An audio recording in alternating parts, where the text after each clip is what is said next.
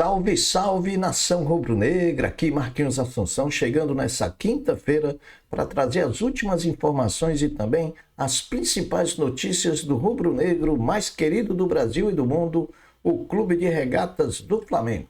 Antes da gente trazer o giro de notícias do Mengão, eu peço a você, rubro-negro, que ainda não é inscrito no nosso canal, que se inscreva, que deixe o like, que compartilhe os conteúdos nas redes sociais e que, por fim, você ative o sininho das notificações para que o YouTube possa notificá-lo de tudo que estiver acontecendo de novidade aqui no nosso canal. Dito isso, vamos às notícias do Mengão. O Flamengo voltou a treinar ontem, quarta-feira, realizando a sua segunda atividade de 3 que acontecerão essa semana em preparação para a estreia do Brasileiro, dia 29, sábado, no Maracanã, contra o Internacional de Porto Alegre.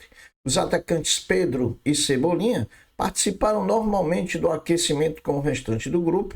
Após isso, os atacantes permaneceram no gramado, onde fizeram um trabalho à parte de forma individual. Quem não participou das atividades de ontem foi o atacante Bruno Henrique, pois segue se recuperando de uma lesão na coxa direita.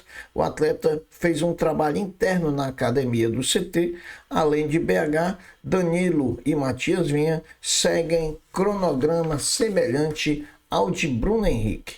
De acordo com a programação divulgada, o elenco rubro-negro faz hoje, quinta-feira pela manhã, a partir das 9h30, a sua última atividade da semana. Após essa atividade, o grupo terá 3 dias de folga, amanhã, sexta-feira, sábado e domingo, devendo se reapresentar novamente na segunda-feira, e aí sim, para encarar uma semana completa de treinamentos visando a estreia no Campeonato Brasileiro contra o Internacional. Depois do treinamento de ontem, o atacante Bruno Henrique foi homenageado pelo Flamengo por ter atingido a marca de 100 gols marcados vestindo o manto sagrado rubro-negro. Na entrevista coletiva, Bruno Henrique esbanjou humildade e simplicidade, pois ao celebrar os 100 gols pelo Flamengo, se emocionou, chorou, agradeceu, reviveu e deixou claro que ainda pode conquistar muito mais, mostrando muita identificação, não só com o clube, mas também com a torcida, com a nação rubro-negra. BH recebeu do Flamengo, pelas mãos do diretor técnico José Boto, uma placa comemorativa e uma moeda também pelos 100 gols marcados vestindo a camisa do Mengão.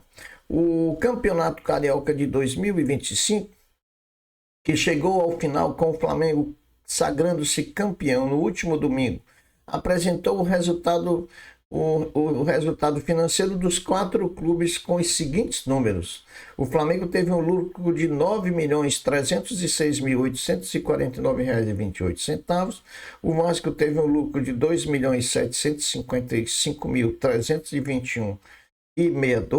O Fluminense teve um lucro de R$ 590.394 e o Botafogo teve um lucro de R$ 29.934. Aqui a gente abre uma aspas, faz um parêntese e diz que Flamengo e Vasco se distanciaram muito de Fluminense e Botafogo porque adotaram a estratégia de mandar jogos fora do Rio de Janeiro, o que lhes permitiu abocanhar valores mais significativos, valores fixos, né? Por ter vendido alguns jogos no início do campeonato, sem a presença do time principal, por isso que alavancou um pouco os números, mas o importante é não ter dado prejuízo. O Flamengo ter saído do Carioca com um lucro de 9 milhões, pode ter certeza que foi o melhor dos mundos, né? Bom, o Flamengo Sub-20, bicampeão da Libertadores, depois da conquista se representou ontem, quarta-feira, no CT Ninho do Urubu, onde iniciou a preparação para a estreia do Campeonato Brasileiro da categoria na próxima sexta-feira em Curitiba contra o Atlético Paranaense às 15 horas. Ainda não temos a confirmação se esse jogo terá transmissão ou não pela televisão.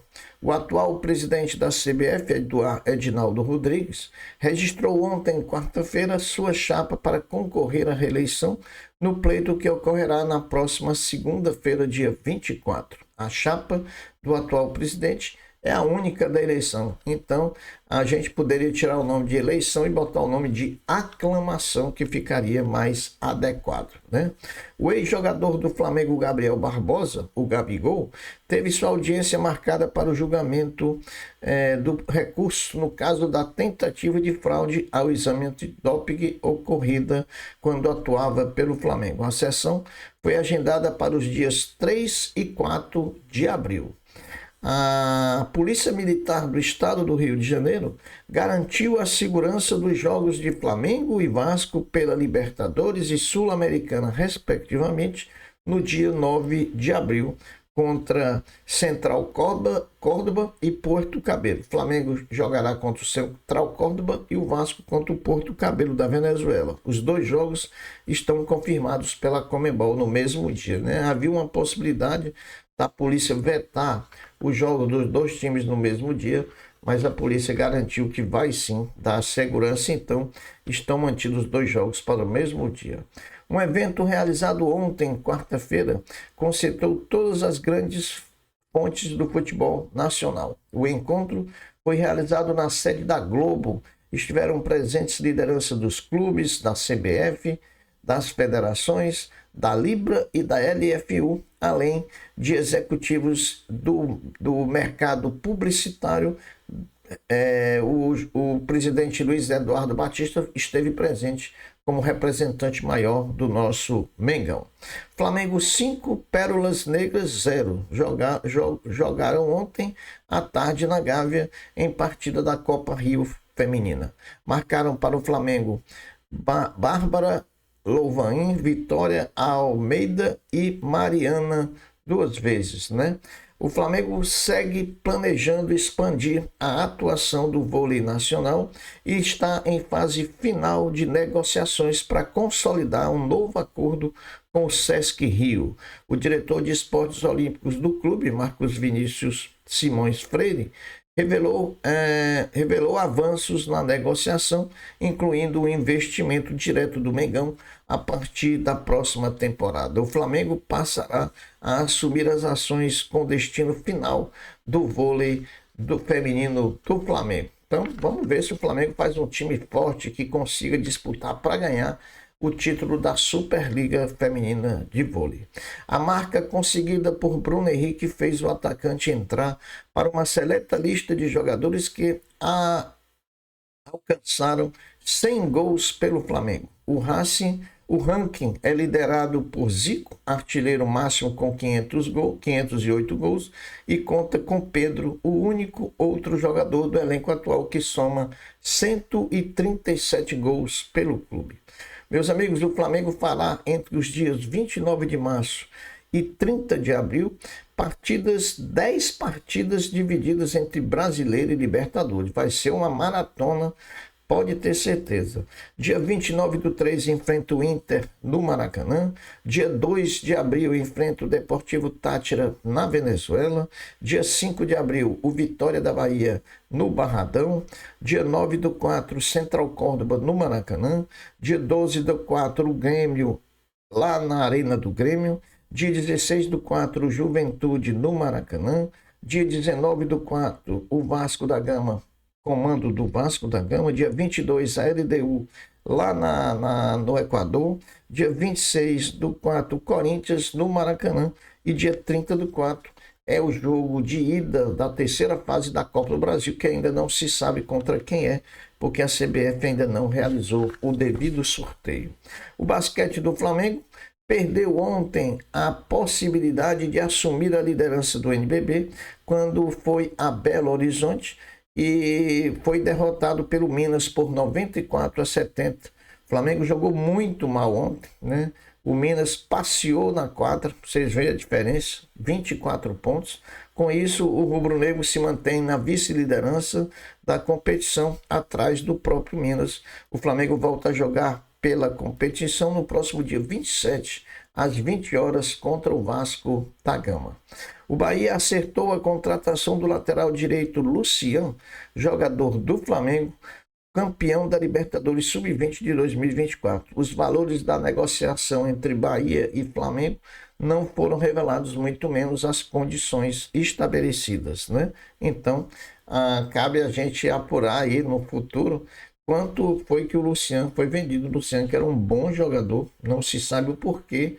Pode-se até imaginar que já porque tem muito lateral direito bom pintando aí no Flamengo, que o Flamengo decidiu evitar problemas pela frente, né, como excesso de lateral direito, e ter negociado o Lucian com o Grupo City. Ele não foi negociado com o Bahia, ele foi negociado com o Grupo City, mas vai ser realocado no Bahia para reforçar o time baiano. Então, acho que uma perda grande para o Flamengo, né? Jogador bom, revelação, mas não sabemos as condições.